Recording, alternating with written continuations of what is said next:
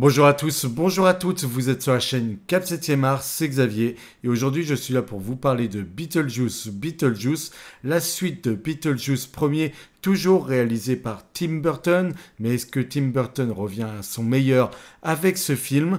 Est-ce qu'il revient avec toute son énergie?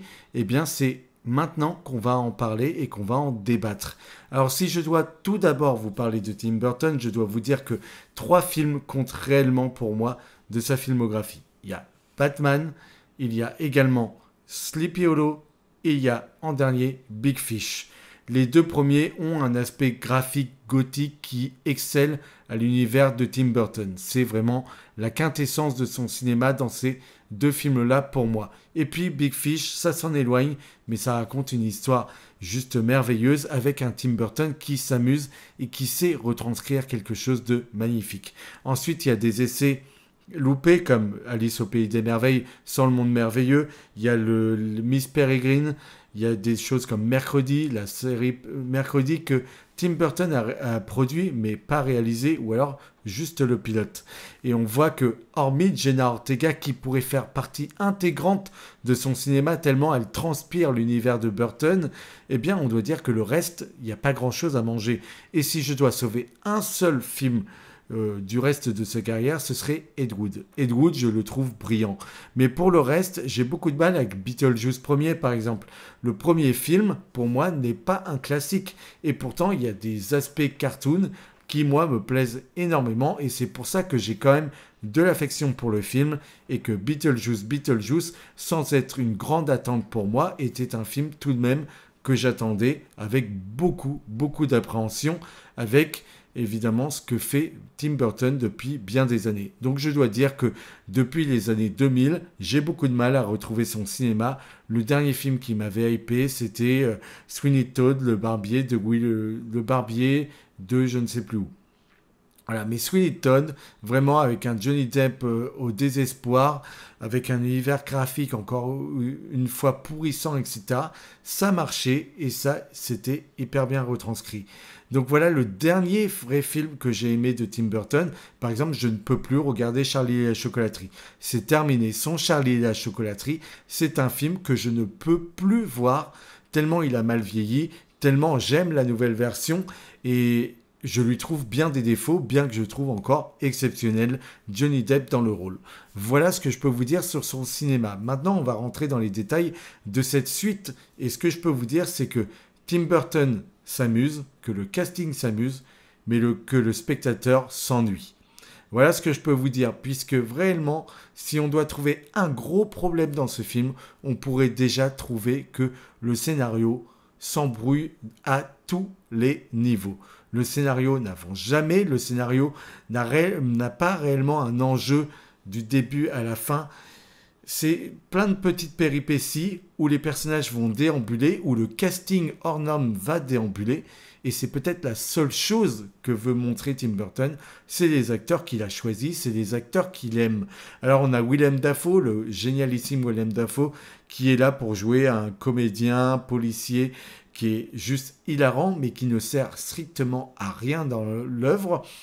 On a notre Michael Keaton qui redevient Beetlejuice, et on a l'impression qu'il a repris le rôle hier, tellement il est excellent, tellement il est percutant. On a une Jenna Ortega qui joue un personnage comme Mercredi sans le caractère de Mercredi. Et puis on a Winona Ryder qui revient. Et la délicieuse Monica Bellucci, tout de même. Monica Bellucci qui est là pour apparaître comme la nouvelle épouse de Tim Burton, peut-être parce qu'elle ne sert strictement, mais strictement à rien. Et ça, c'est un aveu juste difficile à vous dire. Monica Bellucci, qui aurait pu être une antagoniste extraordinaire, n'a aucune place dans ce film et finit en eau de boudin. Bon bah voilà, je ne sais pas quoi vous dire. J'ai beaucoup de peine parce que Tim Burton, on a l'impression que Tim Burton essaie de faire du Tim Burton sans le talent de Burton. Vous voyez ce que je veux dire? On a l'impression d'avoir un novice qui pastiche, qui reprend les codes du cinéma de Burton, mais qui n'arrive jamais à aller plus loin dans les thématiques que celui-ci a toujours amené depuis ses débuts.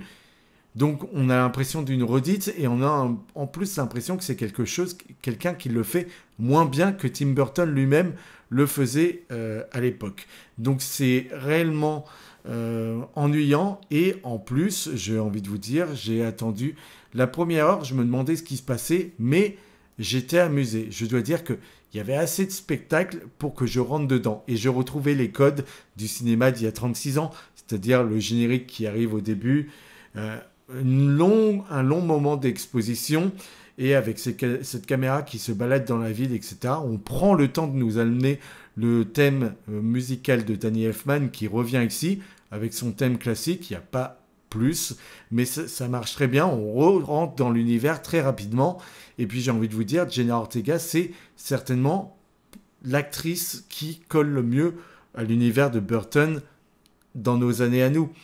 À l'époque, il y avait notre cher Johnny Depp, aujourd'hui il y a Jenna Ortega, et je trouve qu'elle colle parfaitement à son univers, malgré que Johnny Depp a eu le droit à l'âge d'or de Tim Burton, et que Jenna Ortega, elle, ramasse les miettes d'un cinéma qu'il n'arrive plus à rendre, qu'il n'arrive plus à magnifier. Voilà ce que je voudrais vous dire. Donc oui, c'est divertissant, oui, on s'amuse toujours, les effets spéciaux, tout ça, tout cela marche très bien. Pareil pour la déco artistique, il y a une âme, il y a quelque chose qui transpire le Burton, mais au niveau du scénario, au niveau des personnages, au niveau de leur avancée, tout cela ne mène à rien, tout cela est cousu de fil blanc si vous le voulez.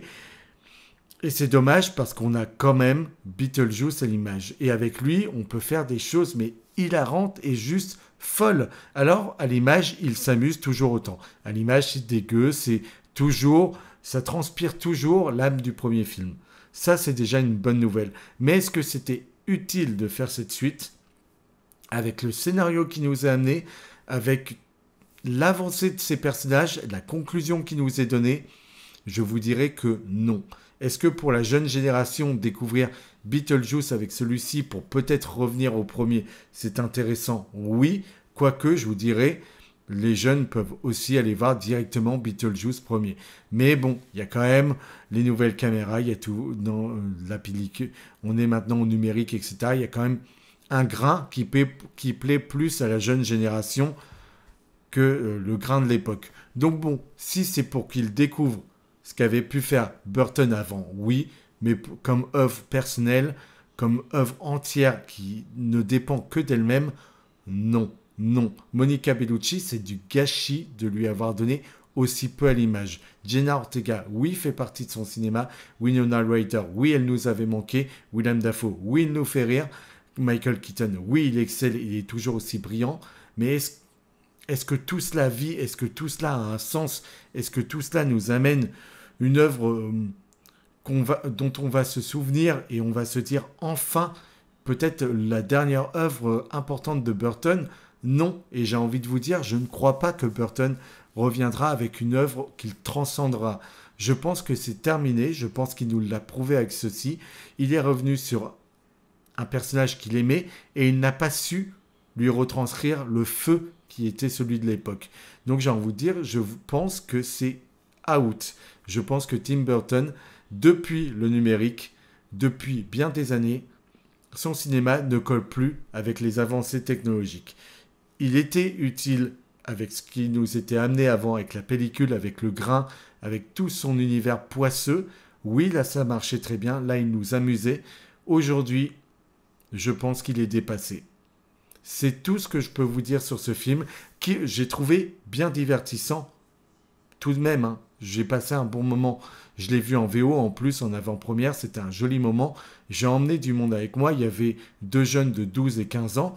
Eux ont passé un beau moment et ils se sont bien marrés devant le film. Je me suis marré aussi. Mais est-ce que c'était une bonne histoire pour Beetlejuice et est-ce que c'était un bon film de Burton?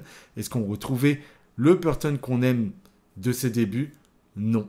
C'est tout ce que je voulais vous dire là. Voilà les quelques précisions que je pouvais vous donner sur ce film. Vous pouvez bien entendu le découvrir ce mercredi 11 septembre au cinéma. Moi, je vous dis à plus tard. On reviendra pour bien des films et des séries. Merci de commenter, vous abonner, me donner de la force, liker la vidéo. Et puis, comme je vous l'ai dit, on se retrouve très vite.